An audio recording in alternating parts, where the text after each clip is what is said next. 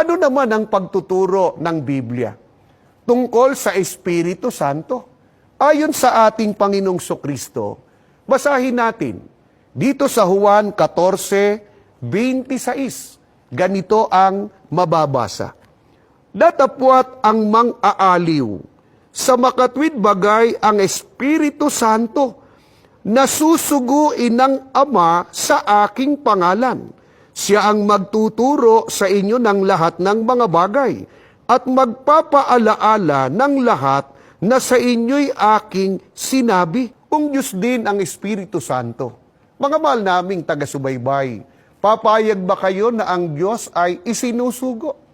Ibig sabihin po ay inuutusan. Hindi ho pwedeng mangyari po yun. Ano ba yung mga talatang pwede magpatunay? Tingnan natin sa Acts chapter 5 verses 3 to 4. Then Peter said, Ananias, how is it that Satan has filled your heart that you have lied to the Holy Spirit and have kept for yourself some of the money you received for the land? Didn't it belong to you before it was sold? And after it was sold, wasn't the money at your disposal? What made you think of doing such a thing? You have not lied just to human beings but to God. Dito mababasa natin na si Ananias, he lied to the Holy Spirit. Sa verse 4, ang sabi, you have not lied just to human beings but to God. Sinasabi ni Pedro, ini-equate niya ang Holy Spirit sa Diyos.